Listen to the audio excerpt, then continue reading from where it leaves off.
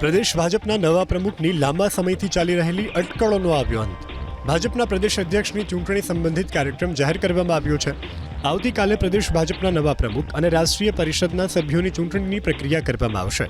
સવારે 11 વાગ્યાથી 2 વાગ્યા સુધી ફોર્મ સ્વીકારવાની પ્રક્રિયા થશે, જ્યારે બપોરે 3 વાગ્યાથી 4 વાગ્યા સુધી ફોર્મ ચકાસણીની પ્રક્રિયા હાથ ધરવામાં આવશે.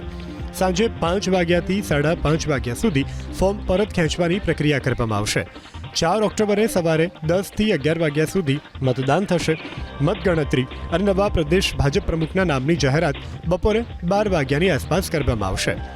ઉદય કાનગટને પ્રદેશ ભાજપ અધ્યક્ષની ચૂંટણીના ઇન્ચાર્જની જવાબદારી સોંપવામાં આવી છે. સૂત્રો પાસેથી મળતી માહિતી મુજબ ફોર્મ ભરવાની પ્રક્રિયામાં ફક્ત એ જ ફોર્મ ભરશે અને તે જ હશે અમદાવાદના નિકોલના ધારાસભ્ય અને રાજ્ય સરકારના મંત્રી જગદીશ વિશ્વકર્મા. પ્રદેશ ભાજપમાં CR પાટીલના ઉત્તરાધિકારી બનશે જગદીશ વિશ્વકર્મા. સર્વાનુમતે જગદીશ વિશ્વકર્માની પ્રદેશ ભાજપના નવા અધ્યક્ષ તરીકે નિમણૂક કરાશે. પ્રદેશ સંગઠન મંત્રી રત્નાકરજી પણ ગાંધીનગર પહોંચી ચૂક્યા છે. નવા પ્રદેશ પ્રમુખને લઈ ભાજપ કાર્યાલય કમલમમાં પણ તૈયારીઓ શરૂ કરી દેવામાં આવી છે.